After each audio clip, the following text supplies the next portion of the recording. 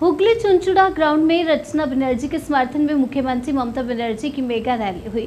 आपको बता दें, हुगली लोकसभा केंद्र की टीएमसी उम्मीदवार रचना बनर्जी, विधायक असित मजूमदार, मंत्री बेचारा मन्ना सहित अन्य वरिष्ठ नेता व कार्यकर्ता मौजूद रहे। ममता बनर्जी ने मंच से सीधा प्रधानमंत्री नरेंद्र मोदी पर निशाना साधा। कहा कि मोदी जी आजकल जहां भी प्रचार करने जा रहे हैं, मोदी की गारंटी बोलते हैं और लोगों से वोट मांग रहे हैं, लेकिन मैं कहती हूँ मोदी की गारंटी नहीं है, ये 420 है। 10 सालों से केंद्र में भाजपा की सरकार है। 2014 से लेकर आज तक जितने भी वादा मोदी ने किए हैं, एक भी वादा उन्होंने पूरा नहीं किया। उनका हर वादा झूठा साबित हुआ है। ममता बनर्जी ने प्रधानमंत्री नरेंद्र मोदी पर निशाना साधा और क्या कुछ कहा, ये सुनाते हैं। আমরা ইলেকশনে যতগুলি প্রতিশ্রুতি দিয়েছি প্রত্যেকটা কিন্তু আমরা পালন করেছি। আপনাদের মনে আছে আমরা 2021-এ বলেছিলাম লক্ষ্মীর ভান্ডার করব যদি আমরা জিতি। আমরা করেছি মা বোনেরা। আমরা বলেছিলাম আমরা জিতলে বিনা পয়সায় রেশন দেবো, আমরা দিচ্ছি। আমরা বলেছিলাম কৃষকরা বছরে 10,000 টাকা করে পাবে তার কৃষিকাজ করবার জন্য, আমরা দিচ্ছি। আমরা বলেছিলাম 10 লাখ টাকা করে স্মার্ট কার্ড করব স্টুডেন্টদের জন্য, ওটাও আমরা করেছি। আর বলিনি না বলে অনেক কাজ করেছি। যেমন ধরুন সবুজ সাথী সাইকেল সবাই পান, ছেলেরা মেয়েরা গভর্নমেন্ট স্কুলে সবাই পান, এটা কিন্তু বলা ছিল না। 2 স্মার্ট কার্ড অর্থাৎ স্মার্টফোন 12 ক্লাসে আমরা দেব বলেছিলাম, পাচ্ছেন তো? আগামী বছর ওটা কিন্তু আবার 11 ক্লাস থেকে হয়ে যাবে। স্বাস্থ্যসাথী কার্ড পরিবারের যিনি গার্জিয়ান তার নামে 5 লক্ষ টাকা করে স্বাস্থ্যসাথীর কার্ড দেওয়া হবে, যাতে আপনারা পরিবারের চিকিৎসা করতে পারেন এবং আপনাদের যেন বিনা চিকিৎসায় মৃত্যু যন্ত্রণা ভোগ করতে না হয়। ওটা পাচ্ছেন? তাহলে আমরা যেটা বলেছি আমরা সেটা করেছি। কিন্তু বিজেপি যে কথা বলে ভোট নিয়েছেন সেই কাজগুলো তারা কি করেছেন? করেননি। তার কারণ তারা বলেছিলেন জিতলে 10 লাখ টাকা করে দেবেন, এই 15 লাখ টাকা করে দেবেন।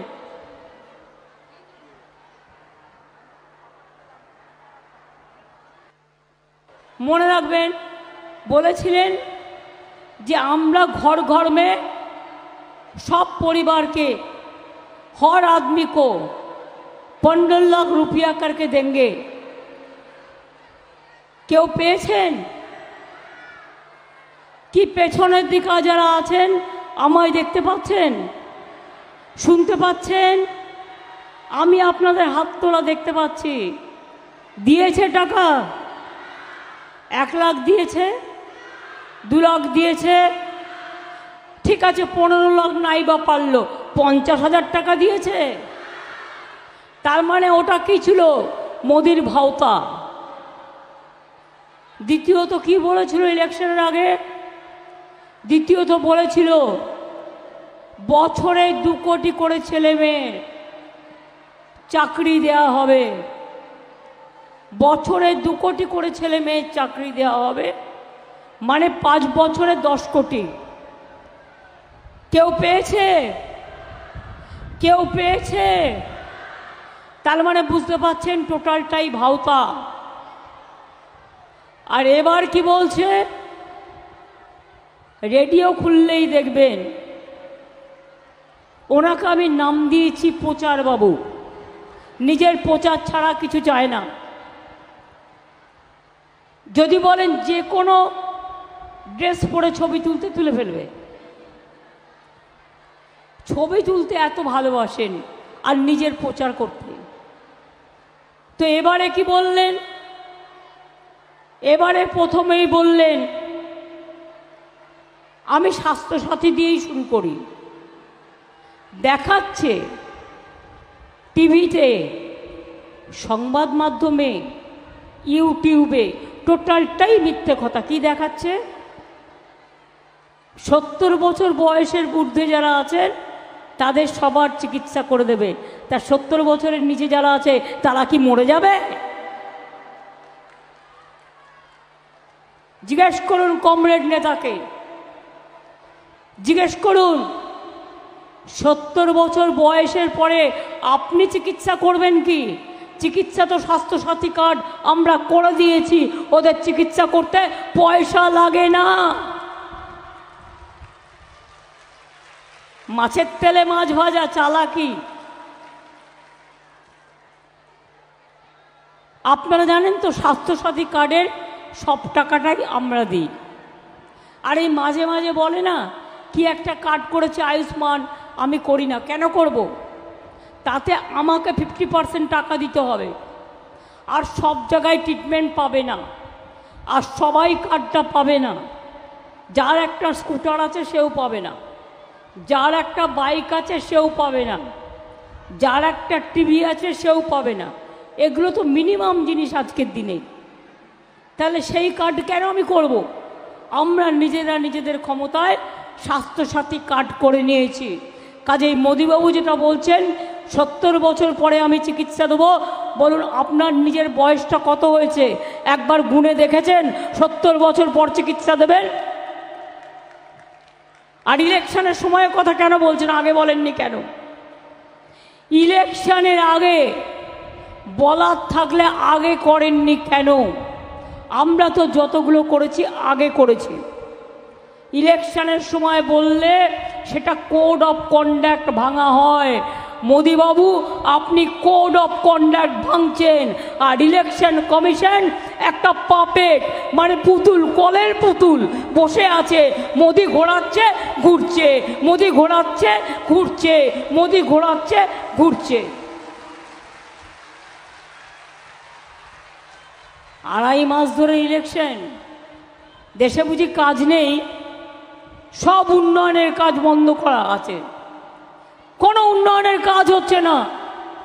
তো ইলেকশন করতে গিয়েই 5 বছরে যদি 1 বছর টাইম চলে যায়, তাহলে 4 বছরের টাইমটা আমরা কোথায় পাবো মানুষের কাজ করবার জন্য? জিজ্ঞেস করুন ইলেকশন কমিশনকে। একবারও রোদ্দুরে এসে দেখেছে গরমে লোকেদের কত কষ্ট হয়? নিজেরা এসি ঘরে বসে আছে, বুঝবেন কি করে মানুষের কি কষ্ট? আপনি থাকুন বসে, আমার কোনো আপত্তি নেই, কিন্তু একবারও মানুষেরটা ভেবেছেন? শুধু মোদি বাবুকে সুযোগ দেওয়ার জন্য। আপনারা মনে রাখবেন, একজন ইলেকশন কমিশনার রেজিগনেশন করে চলে গিয়েছিল এই প্রতিবাদে, বাংলার সাথে অন্যায় করার জন্য। এবার আমি আসবো মোদি গ্যারেন্টি। কি বলছে? আপনাদের নাকি বিনা পয়সায় গ্যাস দিচ্ছে। কি বিনা পয়সায় গ্যাস পাচ্ছেন সবাই? পেছনের দিকে আসছেন যারা, তারা পাচ্ছেন বুঝি? बिना पैसा गैस पाচ্ছেন